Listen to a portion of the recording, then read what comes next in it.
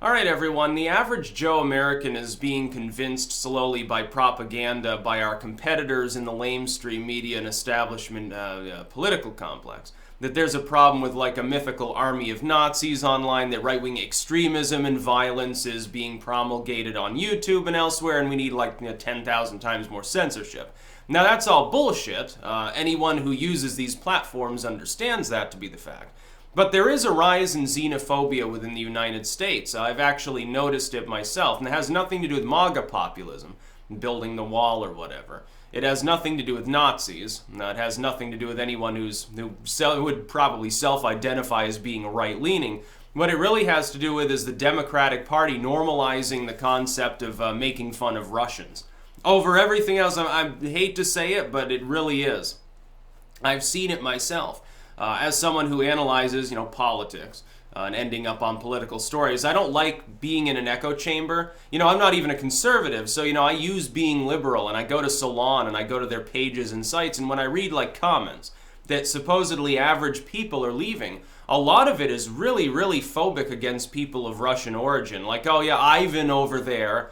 I wonder who could politically disagree with me. It must be this dude who's addicted to vodka sitting there in Siberia. That's what a lot of the comments actually boil down to. Now, it's very, very interesting to me that the same people who will decry you if you say, well, yeah, I think we need border control or sanctuary cities violate federal immigration law, they'll call you xenophobic for that. And they'll say you're hateful, you're deplorable, you must hate foreigners. But it's okay to hate Russians. It's okay to be suspicious of them with this sort of weird 50s era-esque Cold War mentality. Oh, this dude in my neighborhood who's named Ivan, or his name ends in ski. Now, he could be Polish or Hungarian or something. But no, I'm sure that he's Russian because he disagrees with me on some political issue. He doesn't believe in gun control. It couldn't be these like a Jew from Eastern Europe. He's like, oh yeah, Grandpa, I bet he wishes that he had a gun back in the 1930s. Basically you're screwed now. There are people. They make a political argument. And because of some ethnic or racial background to it, they've got these little monikers that they use within the Democratic Party or the left. It's like the term Dems are the real racists was decried by people in the burgeoning new right fairly recently. The idea was that the right keeps getting called bigoted, and that the only reaction by a McCain or a Romney, by a standard so-called conservative, is to fling it back and say, no, you're the real racist. And of course it never works because the left is the pro-welfare arm of politics more. I would say that there's not a big difference at this point. I'd say they're basically the same. McCain, Clinton, fucking what's the difference? They both want to bomb people overseas while calling you a bigot if you think we need border control here. But the thing is, it actually has become true. Not just Democrats. I'd say it's more ideological than it is partisan. There are certainly millions of Democrats defected from the Democratic Party over the Democratic Party embracing nothing but haranguing wedge issues and saying basically you're a bad person if you believe that American workers should be put before people who aren't actually part of the United States. Millions of people ended up voting for Trump, staying home, or going third party because the Democrats alienated a lot of those Rust Belt voters. Which, by the way, that's why you have President Trump. It's really the Democratic Party's own xenophobia has really become the problem. The odd thing is, though, they're xenophobic against two things mainly. They're mainly xenophobic against Russians that Obama himself in 2012 running against Romney said, oh, no, they're not enemies. They're competitors maybe, but you're living in the past, Mitt. You don't know what you're talking about. The Cold War is in fact over. It ended a long time ago. So Russians, and then people within the domestic U.S. population who have wrong-think political opinions. Those are the two groups that the Democrats hate the most. Or I should say the actual left. The neoliberals, for political reasons, will pretend to actually hate those things. I don't really think most of them actually care. Like Hillary Clinton. Does Hillary Clinton actually care? Hate Russians? Probably not.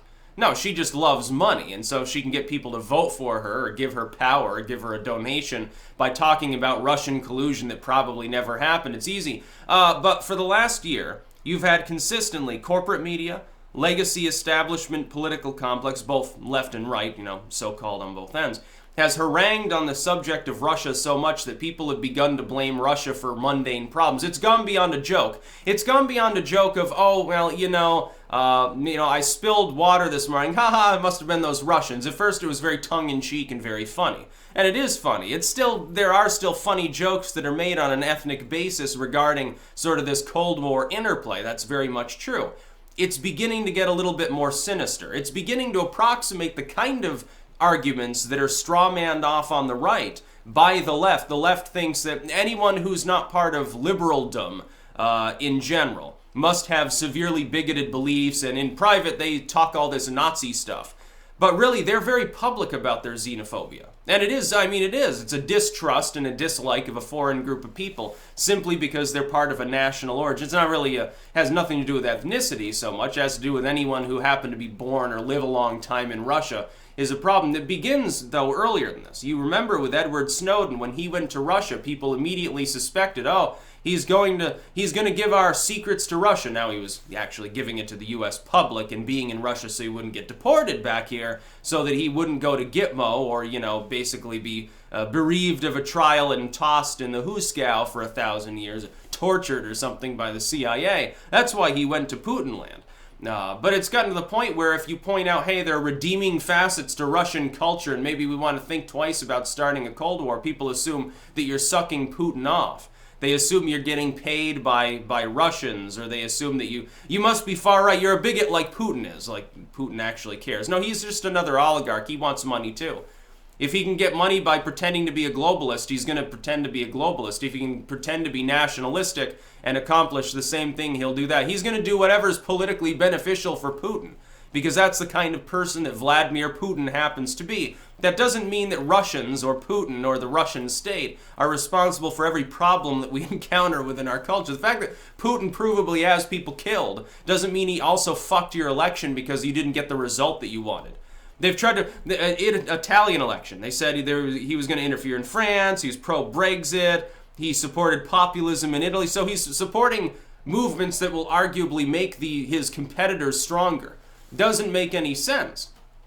Globalism really would be what Russia, I think, would want. Globalism, because of all the minerals and oil that they have. Really, on a globalist-style economic world stage, Russia has quite a bit more clout than it does in many other respects.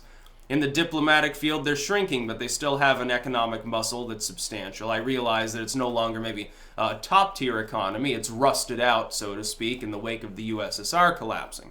But that doesn't mean that, those bitter Russians with their vodka and their igloos, they're trying to stop us and destroy America. It actually sounds a lot like what the left would have said about the Bushites maybe 10 years ago. Oh yeah, he's just trying to stop our glorious United States because he's competing with us, and you're not supposed to compete with us. You're not supposed to say anything bad about George W. It's like if you say something bad about Trump, it's okay to people on the left. But if anyone said anything about Obama, even if they said it about both, like Putin has. He didn't like Obama, he doesn't appear to like Trump very much. Now, suddenly you become a bigot. I find that to be a little disconcerting. I find it disconcerting how many people seem to think that it's perfectly... Now, I say I'm not politically correct, so I don't care if people tell like ethnic jokes or whatever. That doesn't faze me. But when I see people on a very political basis, in a very organized manner doing so, involving mainstream political forces and mainstream journalistic forces, so-called, that's a little bit different. It begins to look odd, especially since they're the same people saying they need to censor the alt media. Whenever you would have satire online from an independent commentator that doesn't target Russia, no, that's not allowed. You're only allowed to make jokes about two groups of people, Americans and Russians. You can't joke about anything else, and certain groups of Americans are, of course, protected classes too. You're an evil Nazi if you are a comedian these days, I suppose. That's about all. Peace out.